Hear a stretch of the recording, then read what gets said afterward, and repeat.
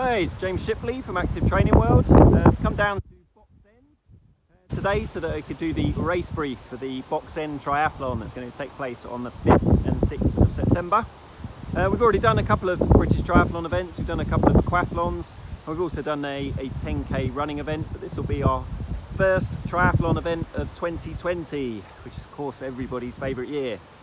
I'm actually hiding behind a tree at the moment. I've been a bit unlucky and I've come down to do the brief on one of the windiest days we've had in a while. So if I shelter behind the tree, you can probably hear most of what I'm saying, hopefully. If the video does miss bits and pieces or the video doesn't quite pick up all the audio, what we'll do is I'll make some other shorter videos and we'll provide some footage and some commentary there so you can see what you'll be doing on race day. So what I'm going to do today is I'm going to talk you through both the sprint and the standard. The standard's taking place on the Saturday and the sprint is taking place on the Sunday.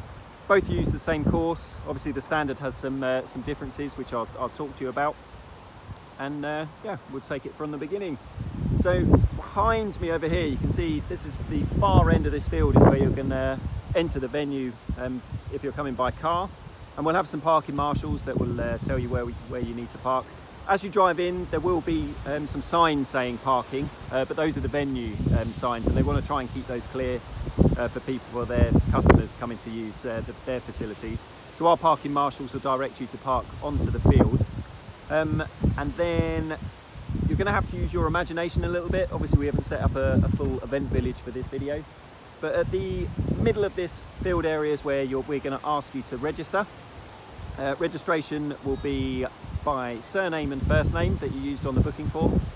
So that you go up to the registration desk, they'll hand you an envelope, and inside that envelope you'll have your timing chip, your race number, a couple of stickers, one to attach to your helmet and one to attach to your bike, and that's all that you should need for the race. Oh, and a swim cap, of course. You'll have a swim cap in your reg pack as well. Behind the registration desk there'll be a sanitizer station, so we do suggest you use the hand sanitizers as soon as you've gone through registration. And then from there, that's where things are probably going to be a little bit different to what you're used to at a triathlon. In front of there, we're actually going to have a holding pen. So we're going to cap the number that are allowed in that holding pen. But inside there, that's where we want you to actually get all of your bits and pieces ready. So normally what would happen at a triathlon would let you straight into the transition area, and then people would obviously spend quite a bit of time making sure that everything's ready. They've got all their stuff in their bags, and they'll probably be in there for maybe 10-15 minutes. That's what we want to try and avoid in the transition area for this event. So we're going to have you in a holding area, and inside that holding area we want you to get all your stuff ready that you need for your swim, all the stuff you're going to get ready for your bike. Have it all planned so that when you go into the transition area you're only actually going to be in there for a few minutes, and that's what we're hoping to achieve, to try and limit the number going through that transition area and try and get people out as quickly as you can. Okay, so once you've gone through the transition area, you're then going to leave via one of the exits that we'll have in the transition area, and then you're going to line up to start your race alongside this lake. This is where the swim's going to be. So just behind me you can see this sort of green astroturf. That's going to be the swim exit, and we're going to enter you into the water a little bit further up. You can just see a pylon over my shoulder. That's roughly where your swim's going to start, and then we're going to drop you into the water a little bit away along here. Just behind these bushes there's a little entrance into the lake just there, and that's where we're going to line you up in number order. Now what we've done here is we've asked you for your estimated swim times, and the fastest swimmer is going to start first, and then the next swimmer is going to start about 20 seconds behind, so it should really limit the amount of overtaking. The swim course is a clockwise direction. You can see in the lake they've got these fantastic water jumps, and you basically, it's such a simple course. You swim through the water jumps on the way down the lake. You'll get to one of our swim buoys at the top end of the lake, you'll swim around that, and then you'll come back the other side of the lake, back through the swim jumps, and then you're going to come out through this green astroturf area. If you're doing the standard distance, it's only going to be a 1 lap swim. So both the sprint and standard is only going to be 750 meters. The reason we've had to do this is because we're setting you off in a time trial start, one at a time.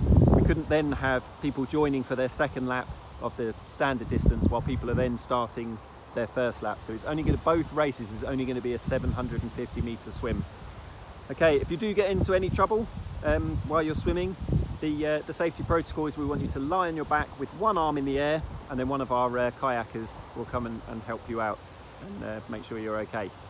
Okay, so once you've exited the water up through this the green AstroTurf, you head into the transition area, and one of the golden rules in triathlon is you need to have your helmet on and secure before you touch your bike. You don't want to get a time penalty, so make sure you do that. It's the same for every single triathlon you do, so if you are new to the sport, make sure that's one of the rules you definitely follow. Okay, so once you put your helmet on, you've grabbed your bike, you're going to exit out of the far end of the transition area. It'll be the opposite corner to your swim in, so everybody covers the same distance. And then you're going to, right, I'm going to brave it now and try and come out from behind my little hidey hole. In the far corner, just behind me there, you see a couple of caravans over there? So that is where you'll go on your bike out. So that will take you to the road.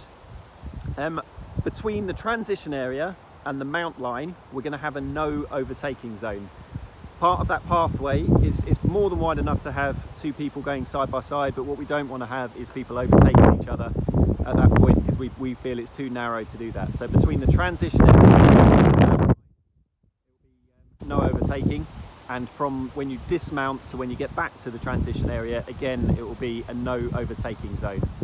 Okay, so out on the bike course, this is probably the bit that we really need to iterate the most. So once you've mounted your bike, and you're not allowed on your bike until after that mount line, you're going to cycle a little way up the road and you'll get to the first roundabout. This roundabout is the key point to the whole bike course, because what we want you to do for both races is you need to do a complete U-turn around that roundabout and come back up the road, and then you're going to take later on up the road you're going to take a turning on the left.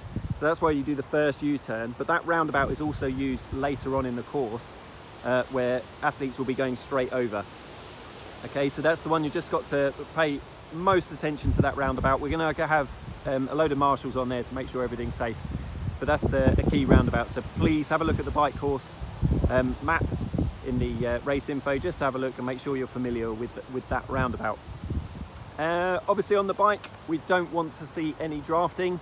In the race information we're going to send out all the drafting rules, the current drafting rules of British Triathlon, so make sure you have a good read of those as well. And obviously you could find some potholes and all that sort of stuff. This is Bedfordshire. The roads are pretty good around here, but make sure you just watch where you're cycling. If you do see another athlete in any sort of trouble, what we want you to do is just let the next marshal know, and they'll radio us at HQ and we'll get the medical team out to them.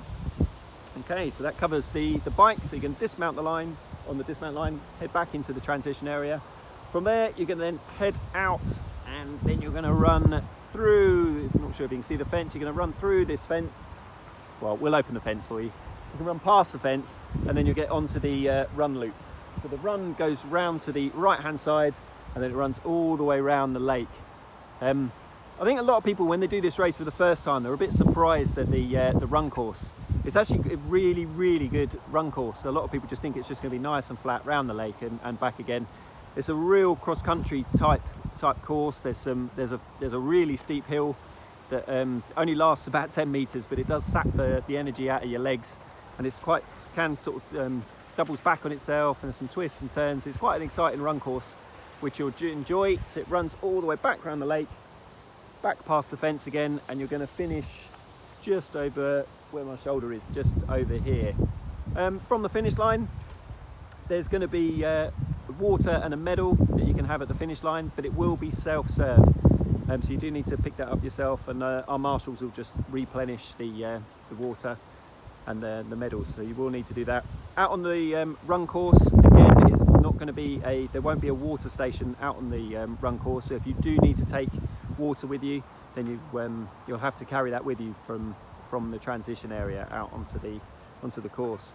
The final thing, and sorry if this is coming across as a lot of doom and gloom and changes, but there also won't be a prize presentation at the event. We don't want to have crowds gathering, so we won't be able to have a prize presentation. So if you did win one of the trophies, these will be posted to you after the race. And similarly, we won't be providing any results at the event. They will be published all online, so you will be able to see them straight away, but we won't be publicising these at the event. So that covers all of the stuff off that we wanted to chat to you about. We do want to say a huge thank you for supporting this event. I know we haven't had many opportunities to do a triathlon this year, but to put your trust in us to deliver you a safe event, we do thank you very, very much. In order for us to keep putting events on like this, we do need your cooperation. So if you could abide by the rules at all times, it would be very much appreciated. We'll have signs to remind you to keep social distancing in mind. So please, if you could, I know you a lot of the time you haven't seen your teammates and your friends and family and all that sort of stuff at the event, but this really isn't the time to do the socialising. So if you could, make sure you maintain all that social distancing at all times. Use the hand sanitising stations where they're available, and we'll all be able to keep putting events on like this in the future as well. Okay, so look forward to seeing you on the 5th or the 6th. If you have any questions, stick them in the comments below or drop us an email and we'll do our very best to answer them for you. So for now, we'll see you later.